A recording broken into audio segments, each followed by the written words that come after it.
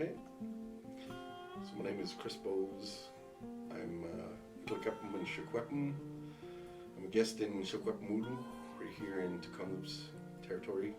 Been here most of my life, but I leave quite a bit to go on adventures and crazy stuff. And I do digital art and film and music and writing and do lots of workshops so I can try to share this with Indigenous youth. Thank you. What brought you into this field of arts in general? What brought me into this field of arts is I really enjoyed drawing, and in high school I guess I was good enough. My teacher noticed and encouraged me and taught me some techniques, and I always hung out in the art room during recess and lunch because I hated the rest of the school. I went to NORCAN, and so I would hide in there, I got into photography, so I would hide in the dark room and just develop photos and prints. And then I had a really good English teacher who saw I liked writing poetry, so she started introducing me to Canadian poets like Leonard Cohen, but she really encouraged me to keep going. So Sam Seawright, and he was my art teacher, and I forget my English teacher's name, but thanks to those two teachers, they pushed me into this direction, and I really, really enjoyed it. And it took me a long time to figure out how to get art going, but thanks to those two teachers, they're the ones who started me. What motivates you? I think the thing that motivates me and continues to motivate me is I really love to just make art and create stuff, and I like to share it. Not just my work, but I like to do community art projects because it brings people together. We all communicate, we all work as a team, we all problem solve, we all overcome obstacles to create a mural or a video or a song or a book of poetry or an exhibition. And that's really what it keeps me sharp as an artist, creative person, because I'm seeing what other people do, and I'm like, oh yeah, that's a cool technique, or that's a great idea, and then I'll just sort of expand on stuff, and so that's what keeps me going, is all the young people. Oh jeez.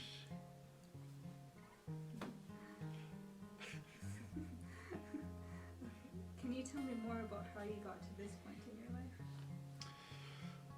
2008, I was working at an organization on the res, and I got laid off a week before Christmas. Thanks. And I decided there's no security, and I wasn't happy working a desk job anyways, so I decided to take a year off, so all 2009, and do art every single day and post it on a blog. And that's what I did. Every single day I was posting digital art, and I taught myself Photoshop while on the job, and so within 3 months, somehow, somewhere, some people found my blog and started contacting me to do workshops. Oh, do you want to do a digital art workshop? Yeah. Can you do a film workshop? Yeah. And I'm like, Google, how do I do a workshop? How do I do a filmmaking workshop, you know? And I just taught myself how to do it, and then suddenly I started to be able to travel all over Canada and teach and do workshops and make money and support my kids and my family. And I was free. That's what really drives me, is creative freedom, personal freedom. You know, I don't have to do a lot of the things I used to have to do to make a living. It's not always easy. Sometimes it's stressful, but it's worth it. So I've been doing this since 2008. So it's 13 years contract work, and I love it, and I love to be able to share those skills so that other people can do it too. Because there's not enough Indigenous people doing this, making films, creating art, and doing stuff. And I'm kind of utopian because I want people to share this knowledge and not just hoard mine. we're a community and we have to help each other, lift each other up. So there. That's really cool and inspiring. Like, I like Yeah. the responses. What was your biggest challenge?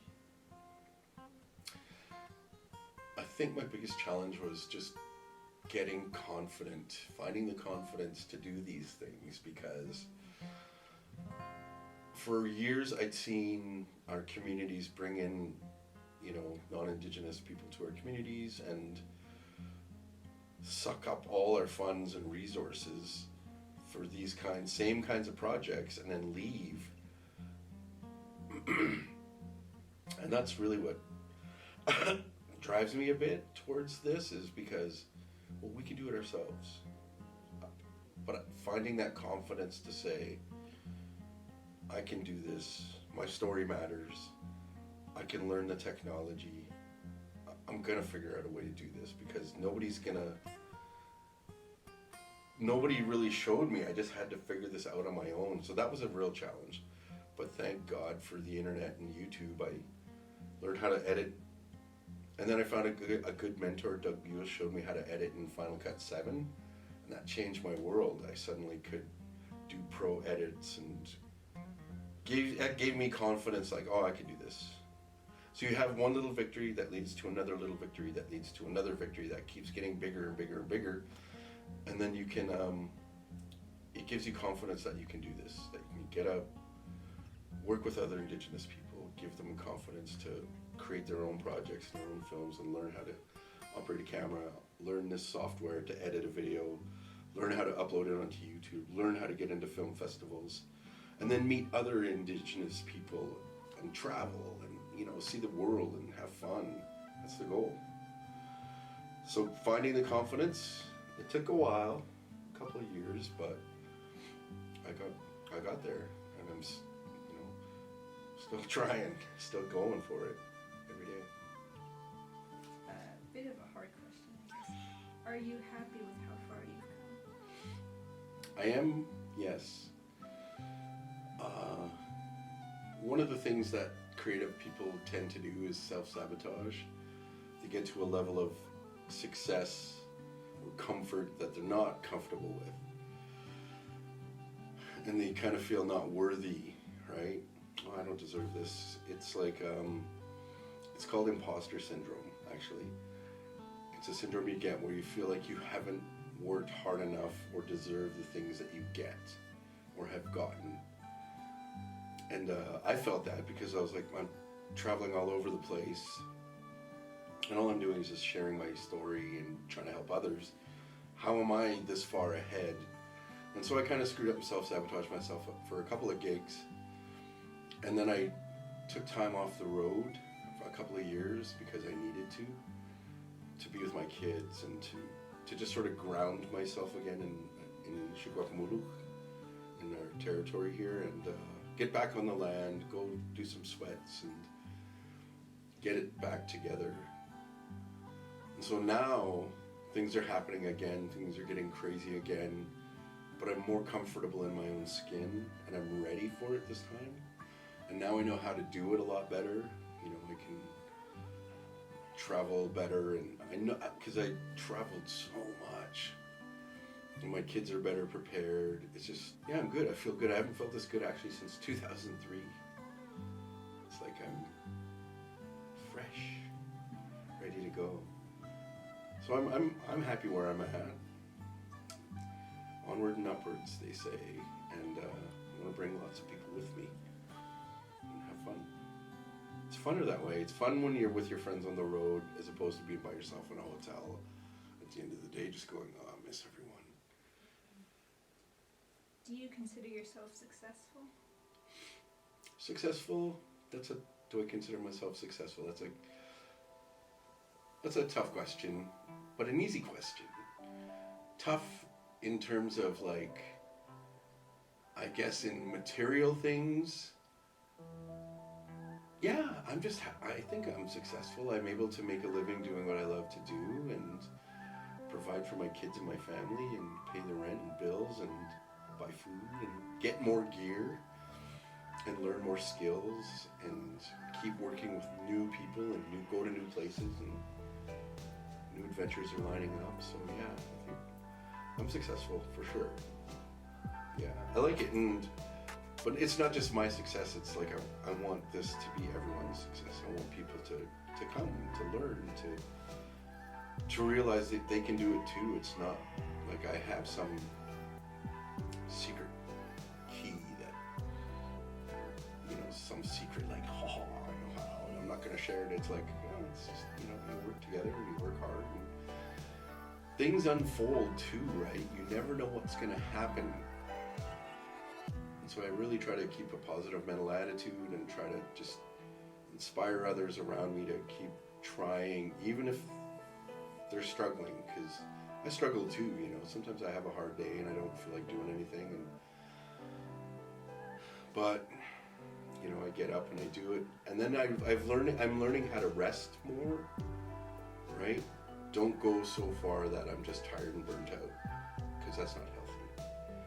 I'm learning ways to delegate more and to communicate better and balance my life more, so I get to rest, I get to do my creative stuff, and I get to help others. So yeah, success is good. I like it. I'm happy. Yeah. Cool. I feel like after every question, I should be like, cool. Okay, the next question is, what is your advice to an emerging artist? So what I encourage an emerging artist to do is to work hard, find a good mentor if possible, to constantly do research and explore and hunger for new information and new styles, and seek out other artists and even reach out to them and talk to them and say, hey, I love your stuff. Like, how do you do this? How do you do that? That's what I do. That's what I did. I still do. I reach out to people and I'm like, well, what are they going to say? No. Or just not respond. Either way. So you've got to take risks as an emerging artist or filmmaker or writer or musician. You've got to push beyond your comfort levels. And you've got to be ready. And who knows if you're ready? You just got to do it, So, and never give up. It's not easy doing this, but it's entirely possible. Anyone can really do it if they hunger and they want it enough. And like I said, one little victory turns into another little victory, turns into another, and then it just gives you confidence to keep going. So, communications, work on teamwork, problem solving, and what else is another good one? Attention to detail, and just be kind to yourself, be gentle, and enjoy what you're doing. Enjoy and meet other artists. You'll find like-minded people and be friends with them. And don't do what I did. Don't party and don't be silly and don't get out of control, because it takes a long time to kind of recover from that. You kind of lose your path. It's just something that you constantly work at.